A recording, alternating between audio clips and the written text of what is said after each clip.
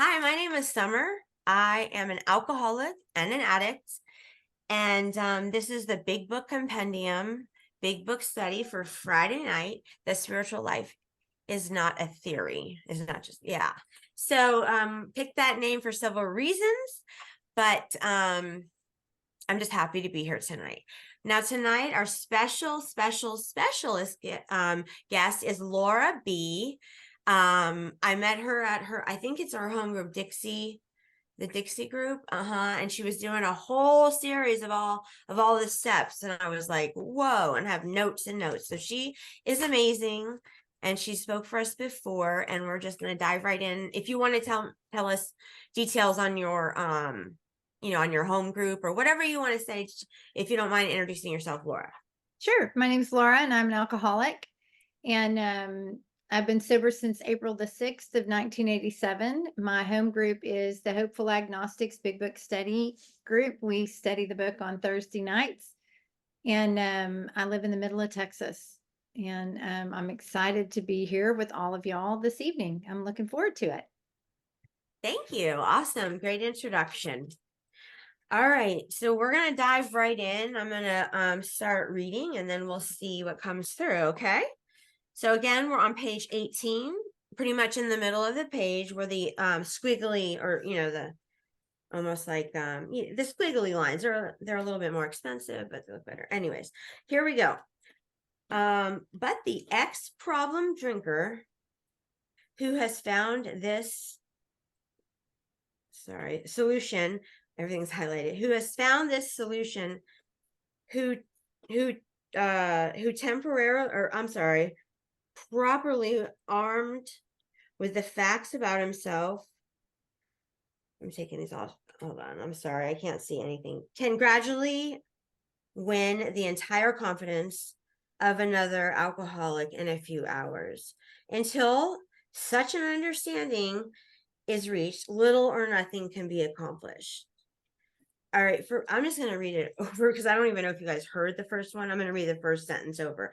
But the ex-problem drinker who has found this solution, who is properly armed with facts about himself, can generally win the entire confidence of another alcoholic in a few hours. All right, I apologize for my really highlighted book that I can't see the words. All right, Laura, do you have anything to say on I got that? a lot. I got a lot to say about that. Okay, good. There's a reason it's in squiggly writing, because it's important. Um, so, and found this solution, not just any solution, right? But the ex-problem drinker who has found this solution, the solution that they're going to outline for us in the first 164 pages of the book, right? Properly armed with the facts about himself. That means that I know that I suffer from the disease of alcoholism, and I know how to recover from untreated alcoholism. I am armed about the fact. I'm armed with the facts, right? No frills, no opinions, no outside business, just untreated alcoholism and recovery from alcoholism. Can generally win the entire confidence of another alcoholic in a few hours. If I didn't believe that you guys drank like I drank, you are not selling me on any of this spiritual stuff. Right? If I don't believe that you drank like I drank, I'm not sitting for an hour in the meeting. I'm not listening to you and your God and your amends and your gratitude. I'm not having any of it, right? You hooked me when I got here because I understood pretty quickly that you drank you drank for the same reason I did, right? You weren't drinking to party. You weren't trying to, right, have a good time and maybe overshot the mark once or twice, right? Like it was out of hand because you were trying to escape the same things that I was trying to escape, right? And you talked about alcoholism, not just about drinking. You talked about the spiritual malady and the mental obsession and the phenomenon of craving that happens after we take that first drink. And so you had me, whether I liked it or not. I was listening almost, like without my permission, kind of sideways, secretly listening to what you had to say because I didn't want you to know that I was listening. But then the last sentence is equally important: until such an understanding is reached, right? Until I'm defeated, until I'm out of ideas, until I'm willing to concede that I drank like you drank or whatever, right? little or nothing can be accomplished. Right? I can't talk somebody into wanting to be sober. I can't talk somebody into the gift of desperation. Right? And so until that understanding, until you believe that you have what I have, and you believe that I'm not living the way that you're living, you're not interested in what I have. Right? We can't move forward until that's in place. That Mhm. is all. Thank you. Thank you, Laura. With this paragraph, I know I said this last week over a different paragraph, I believe, but it reminds me of how Bill and Bob, Dr. Bob and Bill, like, Bill came over and Dr. Bob was going to think it was going to be this long thing. And he's like, okay, I have like, don't quote me on 15, but I think that I give him 15 minutes. But what happened? Over a couple hours, they gained understanding of them, each other. And that's the only one alcoholic with another alcoholic, that makes us immune to other substances. So the fact that he went over there not knowing what to expect, Bill, and Dr. Bob had already set in motion, it's only going to be this amount of time for this long. And guess what happened? It went beyond that, obviously. And because the understanding was reached, once Dr. Bob realized that there was someone else out there like him that wasn't lecturing him, or that only knew part of it, or didn't know this part, like, Bill knew that had personal experience. And so that's what this reminds me of. All right, that the man who is making the approach has had the same difficulty, that he obviously knows what he is talking about, but the whole deportment shouts at the new prospect that he is a man with a real answer, that he has no attitude of holier than thou, nothing whatever except the sincere desire to be helpful, that there are no fees to pay, no axes to grind, no people to please, no lectures to be endured. There are the confidence we have found most effective. After such an approach, many took up their beds and walked again. I love that line. What do you have to say, Laura? These are the principles that are most effective for carrying the message, right? This is excellent direction, right? These are the conditions that we have found most effective, right? So when I'm going to share with someone who's still suffering from untreated alcoholism or whatever, who's still not in recovery, right? Right. That I have no attitude of holier than thou. I'm not talking down to them, right? I remember that. There's no judgment here, right? Nothing except a sincere desire to be helpful, right? And the word deportment means behavior, right? And so it's like my behavior will shout at the new prospect that I'm someone with a real answer, that I can speak with confidence about the fact that I found a solution, right? I think that's really, it's just excellent direction for me. It really is. It's just excellent direction for me to remember all the time. Yeah, those are great directions. One thing that came to mind for me was that it says after such an approach. So what does that mean? That doesn't mean that people are approaching us as sponsors. We are approaching the sponsee. It's like when someone raises their hand, or a newcomer, and like no one goes to help, like, I don't know, like, shame on us at that time. But we are to approach them and, try to talk to the newcomer, and this, not necessarily sponsor them all the time, but give them, ask for their number and then exchange numbers. And for me, I call right away. Like, I don't want anyone to go, and go and leave AA and be like, well, no one ever talked to me, so I don't know what a sponsor is or whatever. These people probably think I'm like hard salesman, because I'm like, are you there? Do you want to do the steps? Just kidding. But they, yeah, that is what I thought of with this paragraph. Also, oh yeah, okay, I'm going to keep reading. None of us makes a sole vacation of this work, nor do we think its effectiveness could be increased if we did. We feel that elimination of our drinking is but a beginning. A much more important demonstration of our principles lies before us in our respective homes, occupations, and affairs. All of us spend much of our spare time in this sort of effort, which we are going to describe.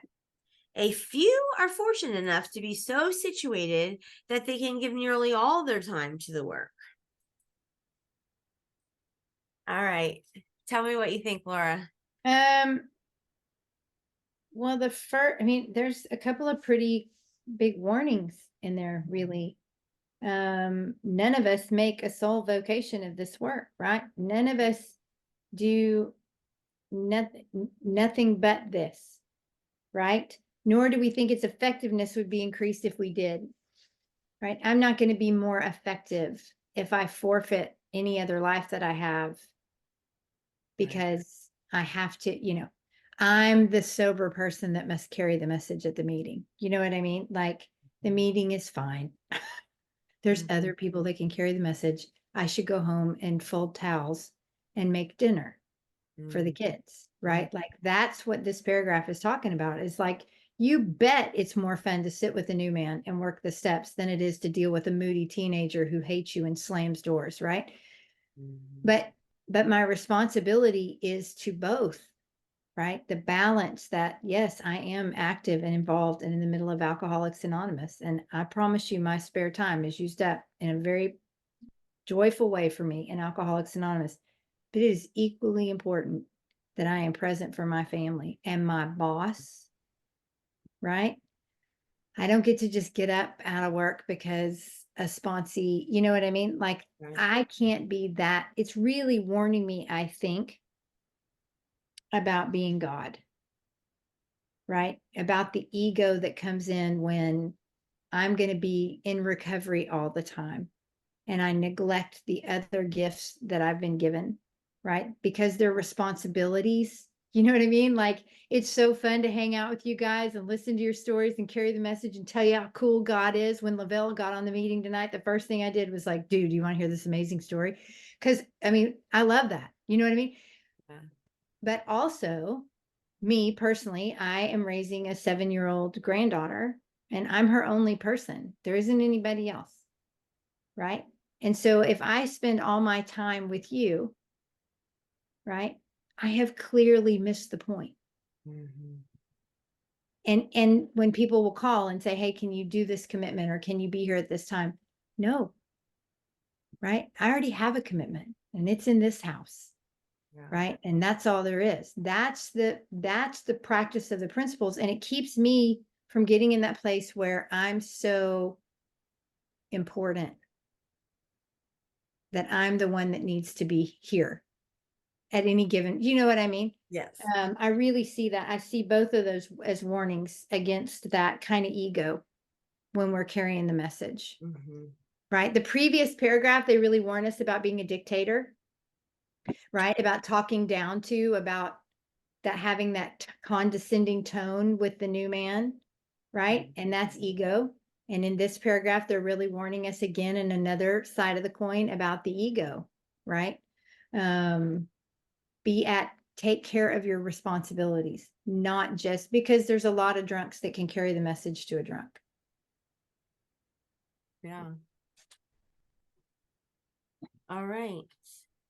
When you said playing God, that totally like ring true to me because there's been many situations where I'm like, I have to be there to my kids. I have to be there. Like, why can't someone else do it? Like, it's like, and if it's a commitment, I know I'm supposed to, but like my kids are in the ER or something, like I've never done that. But like, there's been times where my kids are very, for everyone that knows me on this meeting, high maintenance, lots of extra love. They're the best kids ever, but they need mommy home in order to create like some sort of routine and know that I love that, you know what I mean? So I thought at the beginning, if I was choosing AA commitments or just choosing something that had to do with AA, that I was being altruistic. But it wasn't until recently I was like, wait, you're just picking the easier of the two, like, Mhm. and so I love what you said. That's great. All right. We did, it's none of us make a soul vacation where we're at, or the next one? The next one, if Okay. we keep. Yeah, okay. If we keep on the way we are going, there is little doubt that much good will result. But the surface of the problem would hardly be scratched. Those of us who who live in large cities are overcome by the reflection that close by hundreds are dropping into oblivion every day. Many could recover if they had this opportunity we have enjoyed. How then shall we preserve that which has been so freely given to us? All right, Laura, let's hear. Um, I don't have much on that. I mean, I Okay. think, yeah, I don't. The next one, maybe. Yeah. Okay. I think so the last sentence is how then shall we present that which has been so freely given? I think the answer is sponsorship and working one-on-one with other women. But I'm not sure. Like that's what I've written. But and what's heartbreaking is that many could recover if they had the opportunity. Not everyone has a big book. Not everyone has a meeting. Like, I mean, it's offered, but not everyone has one. And some people go to different avenues. That's fine, but we have one solution here. And a lot of people without the book and without the proper things in place, they're not moving forward, I guess. But yeah, I mean, it breaks my heart that not everyone like that. We could be the only big book that they see. So, all right. We have concluded to publish an anonymous volume setting forth the problem as we see it. We shall bring to the task our combined experience and knowledge. This should suggest a useful program for anyone concerned with the drinking problem. I'm going to read one more paragraph. Okay. Of necessity, there will have to be discussion of matters medical, psychiatric, social, and religion. We are aware that these matters are, from their very nature, controversial. Nothing would please us so much as to write a book which would contain no basis for contention or argument. We shall do our utmost to achieve that ideal. Most of us sense that real tolerance of other people's shortcomings and viewpoints and a respect for their opinions are attitudes which make us more useful to others. I'd have to agree. Our very lives an ex-problem, our very lives an ex-problem drinker depend upon our constant thought of others and how we can help meet their needs. Okay, Laura, I want to hear from you. Oh, good, because I got stuff to say now. This is a big one. This is a big one. I mean, first of all, right? How then shall we present that which we have been so freely given to us? And they debated and argued and prayed, and right, there was going to be a hospital, and there was going to be marketing, and there was going to be all kinds of things that they thought they could do to save the still suffering alcoholic back in 1930 whatever. And what they landed on was this book. Right, we have concluded after much debate. And if you listen to some of the talks from the original members, which you can find online, it was much debate. Like, people were leaving pissed and angry, and the group conscience, as a result of all of that, in this, this little band of less than 100 people, was to Yeah. publish an anonymous volume that would give us clear-cut, specific direction for how to recover from untreated alcoholism. We shall bring to the task our combined experience, right? And knowledge. which is the doctor's opinion, right? This should suggest a useful program for anybody. They didn't say only old white stockbrokers who live in New York. They didn't say proctologists from Vermont. They didn't say only Protestants. They didn't say only men, only women, right? This should suggest a useful program for anyone, right? We don't care if you're a purple dinosaur. If you have alcoholism, we have a solution, right? But the end of page 19 and the top of page 20. So my very life as ex-problem drinker depends upon my constant thought of others, not just alcoholics, but others, and how I may help meet their needs, right? So if I am judging, if I am intolerant, if I am closed-minded, if I am rigid and exclusive and not welcoming and not inclusive in my recovery, right? It says most of us sense real tolerance of other people's shortcomings and viewpoints and a respect for their opinions or attitudes which make us more useful to others. My judgment, my rigidity, my contempt prior to investigation will kill me. I can't be useful and intolerant, right? I can sit in Alcoholics Anonymous and you didn't say it right and you don't understand the book right and the meeting's not being handled properly and oh my God, I can't believe she's dating that guy and oh my God, I can't believe I have to listen to this moron share his drunkalog again. I can go, I mean, I got a list, right? And if I land there and let my alcoholism have the floor about how I'm different than you, I'm not the same as you. My case is unique. My case is different. Then I can't be useful. And if I can't be useful, I will not survive. My very life depends on my ability to be useful. When I judge you, I eliminate myself from that opportunity, right? And I've seen it happen over and over again. I think it is, it's such a warning. It is such a warning for me. And maybe most people aren't as judgmental as me, but like my brain is a constant judgment machine. So this has been like me and Lavelle, right? And this has been a whole thing for me in my recovery is to remember that that contempt prior to investigation will kill me. All right, we're going to move on to the next paragraph, and that would be page 20. And we're at the first full paragraph. You may already have asked yourself why it is that all of us become so very ill from drinking. Doubtless, you are curious to discover how and why, in the face of expert opinions to the contrary, we have uncovered from a hopeless situation of mind and body.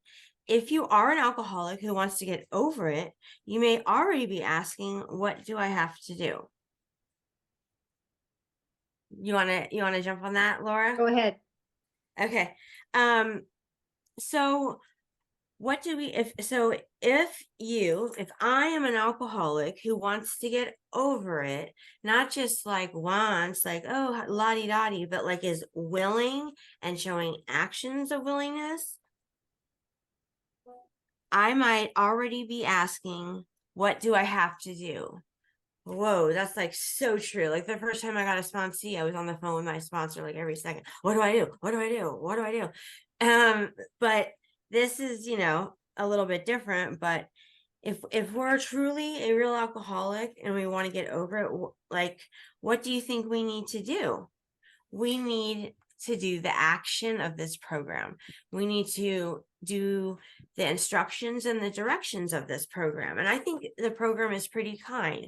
We don't get like all bombarded, over the first step, like, I think it goes in perfect order, obviously. And, 4 and 5 is the best thing that ever happened to me.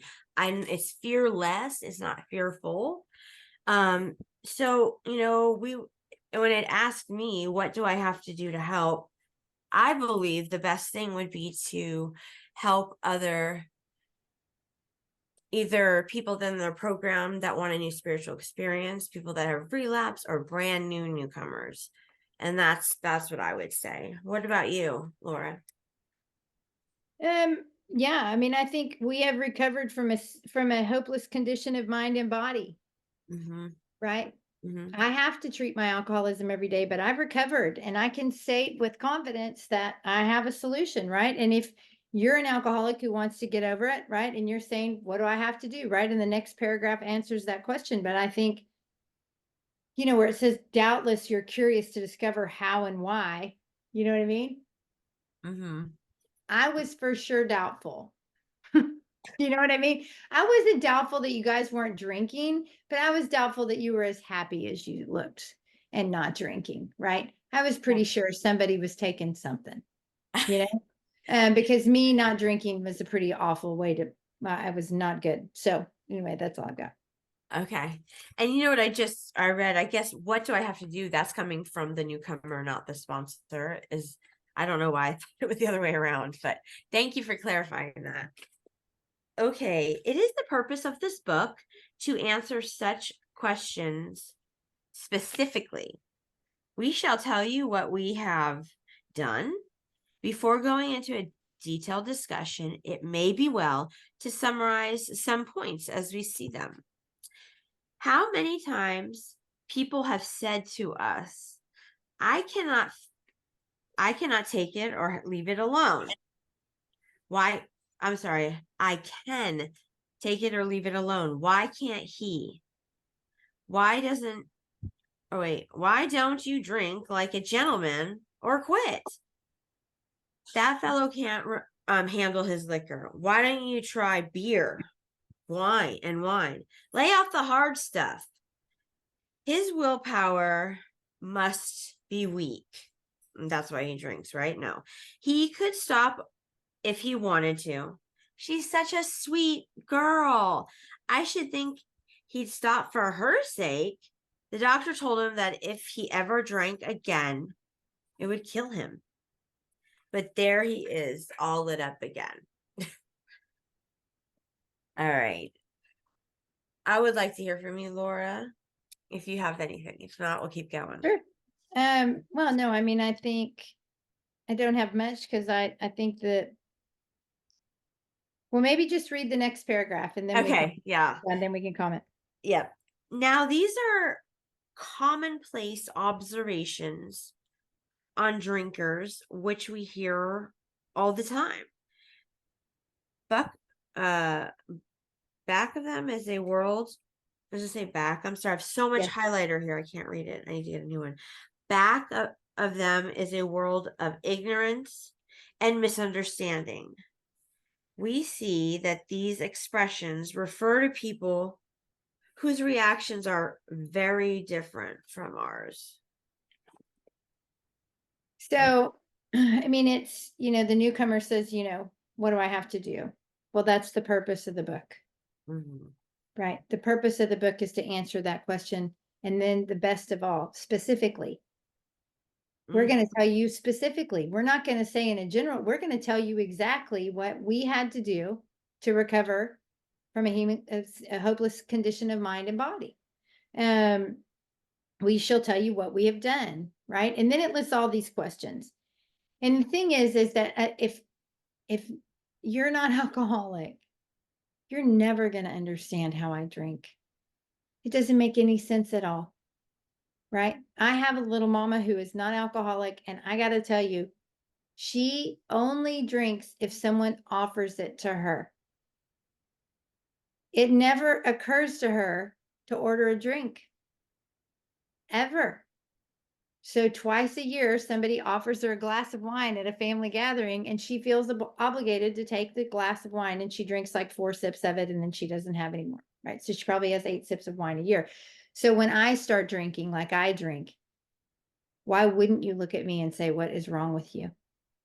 Why can't you just get it together? Right? Mm-hmm. Yeah. I mean, it sounds much easier than it is, but same situation in my life, just stop. A little bit harder than that, but okay, thank you. That was wonderful. All right, so now there are commonplace observations on, I have to read my big one. I'm sorry. Now these are commonplace observations on drinkers, which we hear all the time. Back of them is a world of ignorance and misunderstanding. We see that these expressions refer to people whose reactions are very different from ours. Moderate drinkers have little trouble in giving up liquor entirely if they have a good reason for it. They can take it or leave it alone. Then we have a certain type of hard drinker. He may have the habit badly enough to gradually impair him physically and mentally. It may cause him to die a few years earlier than his time if a sufficiently strong reason, ill health, falling in love, change of environment, or the warning of a doctor become operative. This man can also stop or moderate, although he may find it difficult and troublesome, and many even need medical attention. All right, you want to go first?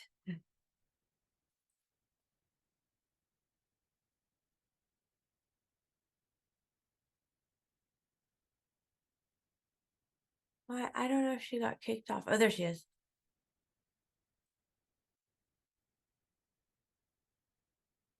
Okay, so Can you hear me? oh, now I can, yeah. Sorry about that. I don't know what happened. Maybe I It's froze up okay. for a minute. I'm really glad that they put this in there because it says if a sufficiently strong reason, ill health, falling in love, change of environment, or the warning of a doctor becomes operative. When I got here, right, I could look at the sufficiently strong reasons that had been placed in my path that I blew right past. Right. I didn't even Right. recognize, right? The loss of job, loss of family, loss of education, health, a place to live, right? If I'm a hard drinker, I'm stopping and I'm considering that I'm about to lose my home, right? I didn't do any of that.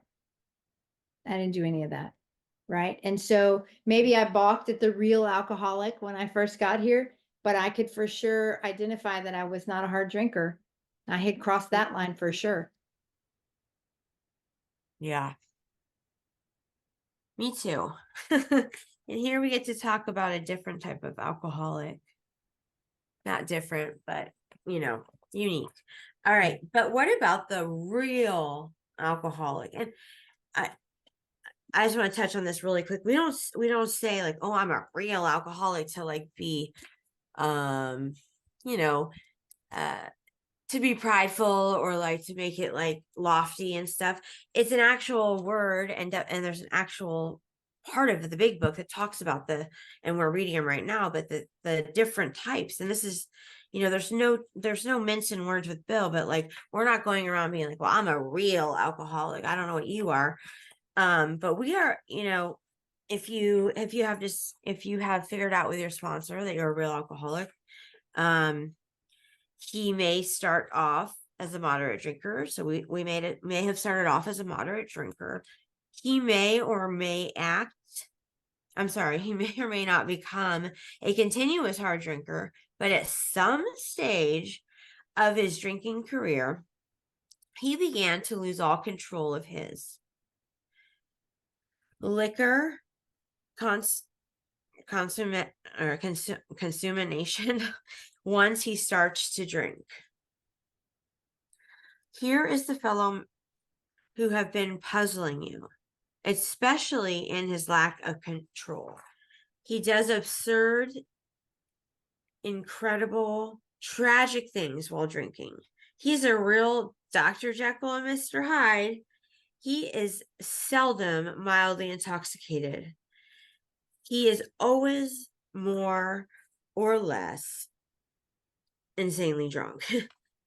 His disposition while drinking resembles his normal nature by little.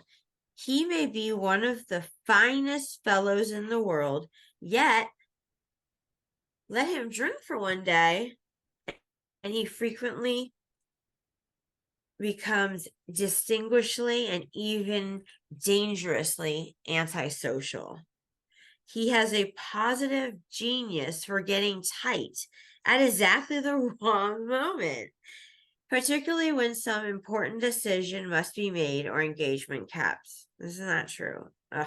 He is often perfectly sensible and well balanced concerning everything except liquor. But in that respect, he is incredibly dishonest and selfish.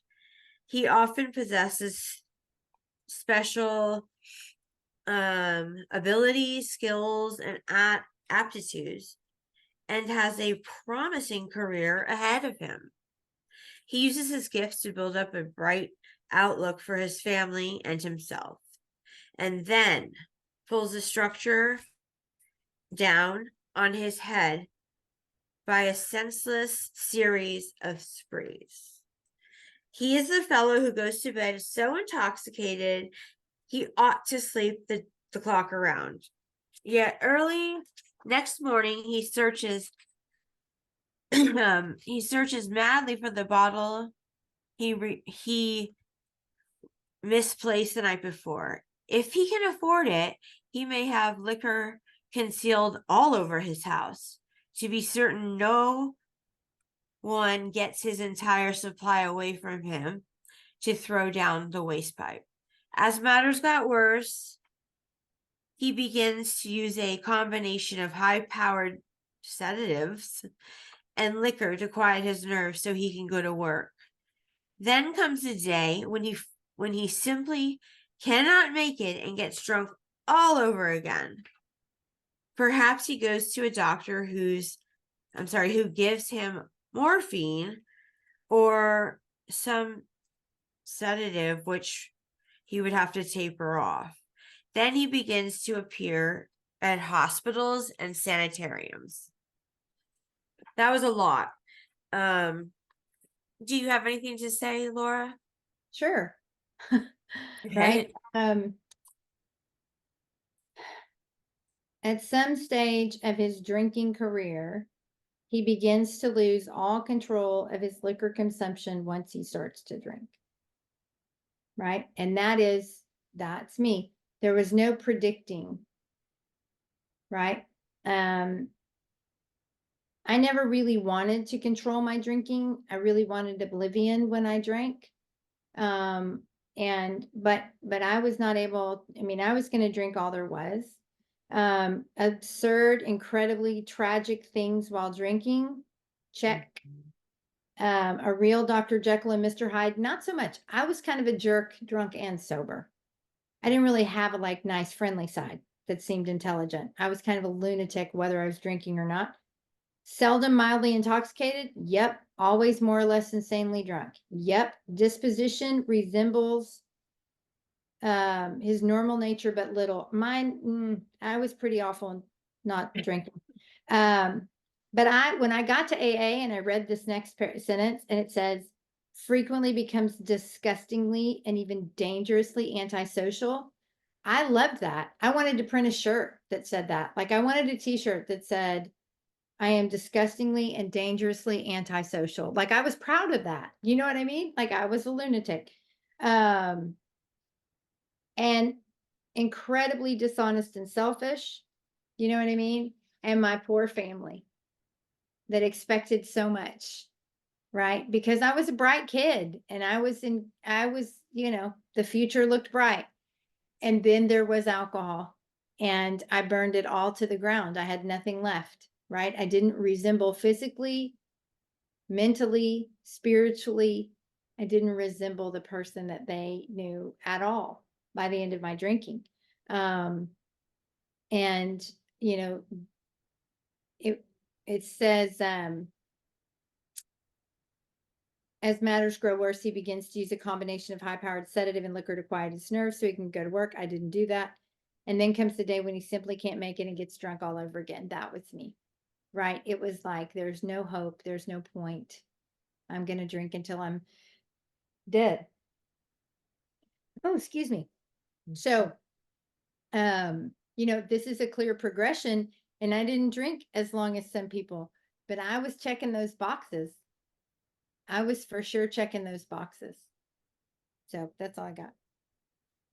Thank you. Thank you so much. I love how, we read more than just one paragraph because it shows like part of the progression, the last line being like the ultimate, like then he begins to appear at hospitals and sanitariums. Like, I'm wondering if this is Bill Wilson that they're talking about because it says something that sounded like him, but I don't know the answer to that. But it starts out as giving all the positive attributes that, he's perfectly sensible, well balanced, concerning. But when it comes to alcohol, it's like all bets are off. Like everything's like all bets are off. He possessed special abilities, skills, and aptitudes, and had a career. So it's not like he didn't have anything to lose either. But what happens is, he has a senseless series of sprees, and not that I love this, but there's a saying that like we build our house up and we tear it down with our own hands. And that reminds me of this. Like he used the gifts that he was given to, on a bright outlook for his family and self, and then pulls the structure down on his head by a senseless series of sprees. So that's all I have. Thank you. All right.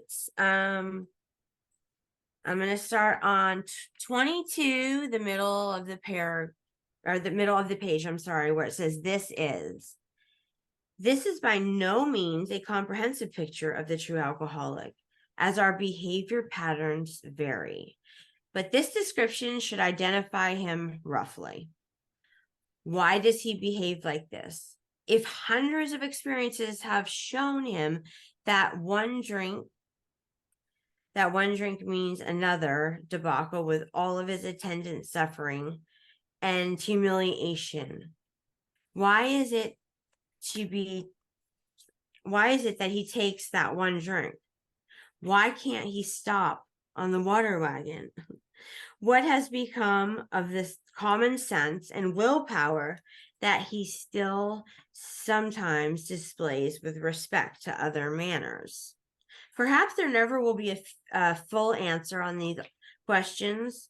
Opinions vary considerably as to why the alcoholic reacts differently from normal people. We are not sure why. Once a certain point is reached, little can be done for him. He cannot answer the riddle. What time is it? I'm going to read one a little bit more and then we'll stop and share, and that would be the end. Okay.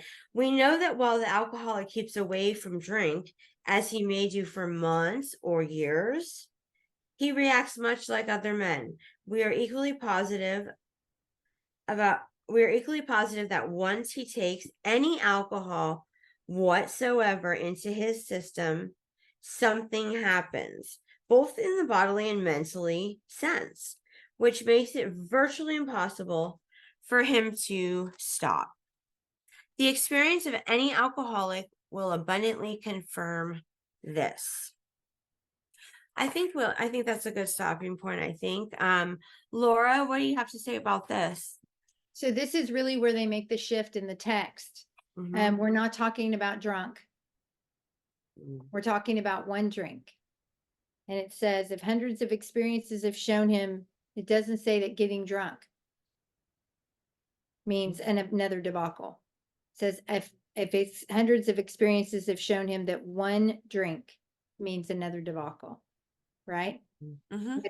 With its attendant suffering and humiliation. Why is it that he takes that one drink? Then you go to the bottom of the page, right? And it says we're equally positive that once he takes any alcohol, whatever, Not once he gets, we're equally positive that once he gets drunk, right? Something happens. No. If I take any alcohol, whatever, into my system, something happens to me bodily and mentally that makes it impossible for me to stop. Right. Um, and then these observations, did you read these observations? You did, right? These observations would be academic and pointless.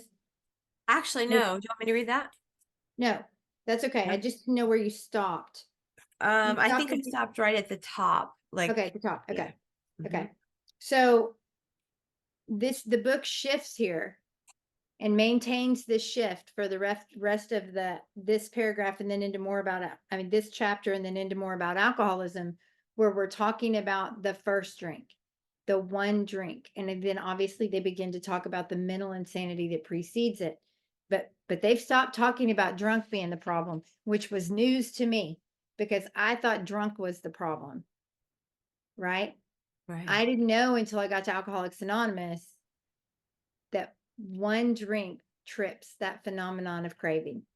And the first drink just makes me thirsty, right? The first drink doesn't bring relief.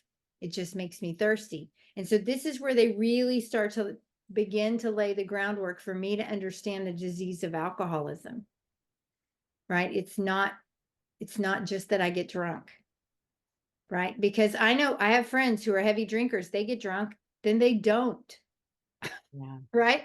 Then they don't anymore because it's chaos and awfulness. Not me. I get drunk, I sober up, I'm immediately back to where's my next drink, Yep. right? And so Yep. it says there, right, it makes it virtually impossible in the bodily sense. So now I've got that phenomenon of craving, right, that demands the next drink, and mental sense because my mind is seeking that relief, right? And so now my mind is talking to me about you need some relief and my body is demanding more, right? Why would I stop? I can't without divine intervention. That's Yep. all. All right. Thank you so much, Laura. It is 8:58, so we're gonna what we usually do, I'll stop the recording and then we'll do question and answers or comments or whatever, and then we'll pray out. So I'm gonna stop the recording and you all can feel free to raise your virtual hand or just message me if you want to share something. All right, I am doing this. So weird how they moved the key. Okay, here we go. Stop. Stop.